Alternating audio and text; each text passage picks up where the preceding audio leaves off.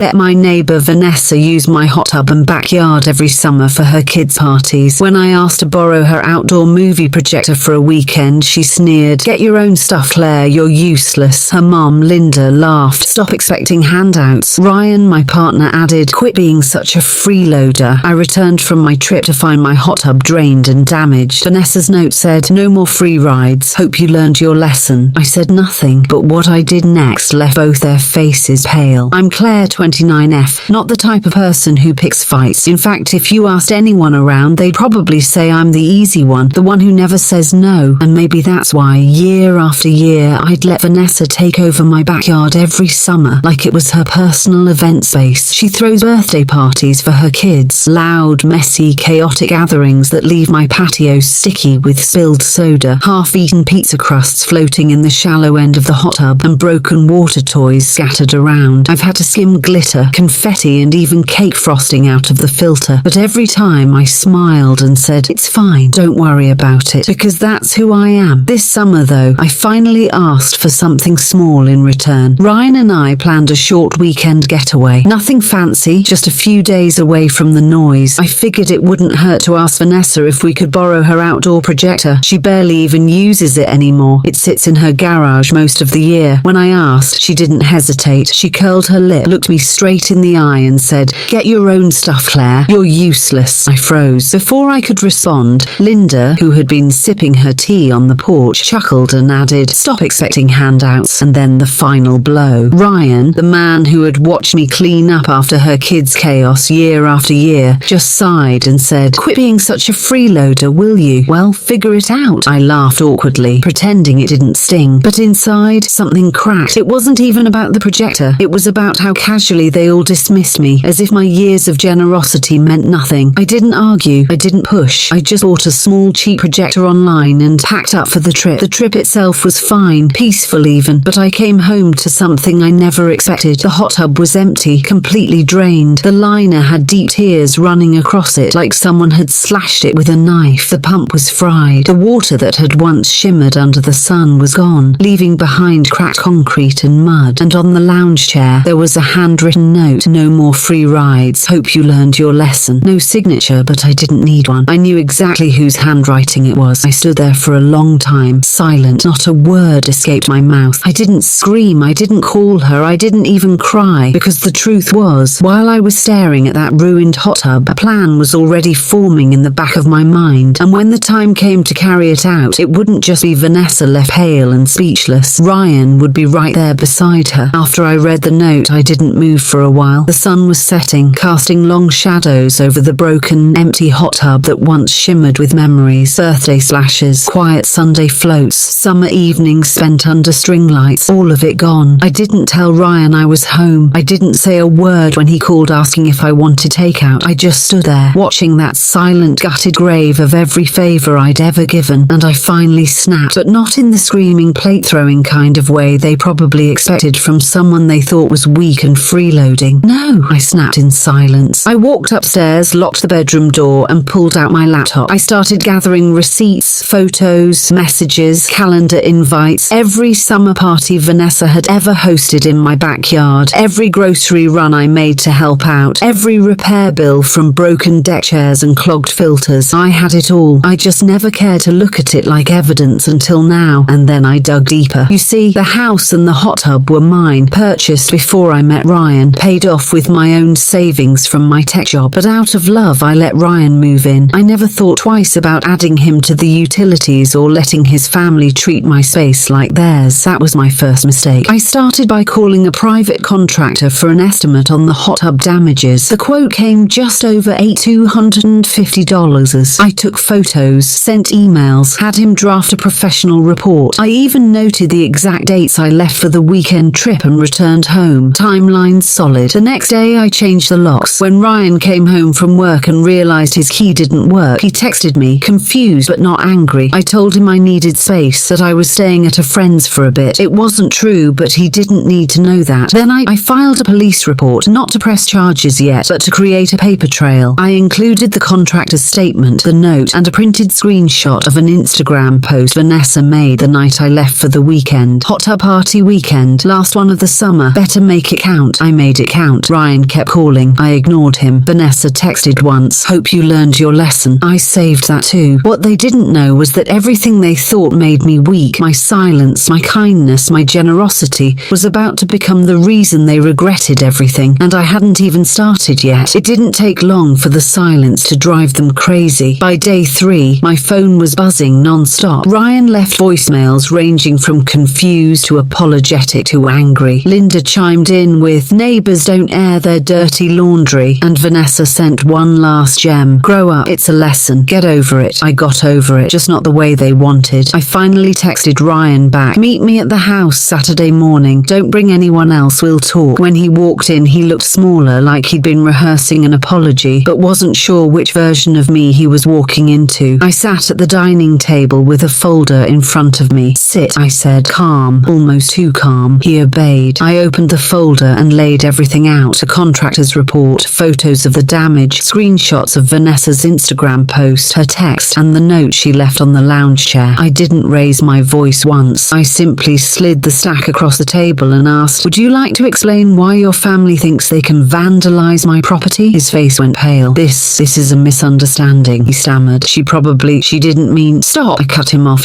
This isn't a debate. This is a bill." I tapped the estimate. 8,250. "I expect payment from her. From your family? I don't care how." He blinked. You're serious?" I leaned back, folding my arms. "Dead serious. They had called me a freeloader, a lazy leech. Funny thing is, this house, this hot tub, everything, I paid for it before I even met Ryan. I let him live here. I let Vanessa use this hot tub for years without asking for a dime, and now she destroyed it. So no, I was done being anyone's doormat." Silence. He looked like he'd been caught off guard. Ryan, the one who always backed Vanessa, who laughed along with Linda, couldn't even meet my eyes. I stood up, walked to the door and held it open. "You can go now. Tell her she has 30 days to pay. After that, it's court." He didn't argue. He just left, shoulders hunched, like a child caught cheating on a test. That night, Vanessa posted something on Instagram again. "Some people just love drama. Guess we won't be partying at the freeloader's hot tub anymore." She had no idea how right she was, because what I did next wasn't just about the hot tub. It was about making sure she never ever took advantage of me again. When I set it in motion, the shock on her face made every year of swallowing my pride worth it. I waited exactly 1 week before filing the civil claim. Small claims court, 8,250 plus fees. I named Vanessa directly and attached every shred of evidence I had. The note, the estimate, the Instagram posts, and her little "hope you learned your lesson" text. The process was smooth, clinical even. I didn't tell anyone I filed. Not Ryan, not his family, not even my friends. I just waited. Then the court summons arrived at her door. I heard from a mutual friend that she screamed when she opened it. She called Ryan in a rage, demanding he fix this mess. He told her it was between her and me now. He was already staying at Linda's place because I still hadn't let him move back in, and I had no intention of letting him because while they were spinning, I was already pulling threads. See, for years Ryan and Vanessa had treated my house like it was theirs, family property, never realizing the deed had only my name on it. I called the utility companies and removed Ryan from every single bill. I froze our joint account, which, surprise, was 90% funded by my income anyway. Then I did the unthinkable, at least for him. I sent him divorce papers, served 2 days before the court hearing. The hearing itself was anticlimactic. Vanessa showed up, face puffy, clearly flustered. She tried to claim it was an accident, that the damage to the hot tub just happened. I showed the judge her own post, last one of the summer, better make it count, and the text, "hope you learned your lesson," and the note, "no more free rides, hope you learned your lesson." She was ordered to pay the full amount plus court fees. She muttered something about appealing. She never did. Afterward, Ryan called, begging to meet. He looked worn down, like someone who had aged 5 years in a week. "Please," he said, "don't do this. We can fix it." I didn't know she'd go that far. "You didn't care when she did," I replied. "You laughed. You joined in. You called me a freeloader in my own house. You stood by while they humiliated me over a projector. But this is all a misunderstanding," he said weakly. "Family. You choose your family," I said, cutting him off. "I'm just choosing not to be in it anymore." I walked away. Vanessa's reputation in the neighborhood tanked once people saw the court filing public record and connected the dots between her hot tub parties and the damage. Invites stopped. Her own HOA fined her for noise violations related to past parties she'd hosted at my backyard. Ryan moved in with a friend temporarily, then back with Linda. The same mother who once laughed and called me a freeloader now posts vague quotes about loyalty. And real women don't walk away. I don't respond. I don't post. I just live. I repaired the hot tub, not just the liner but the entire backyard. I installed a security system with cameras, got a beautiful new privacy fence,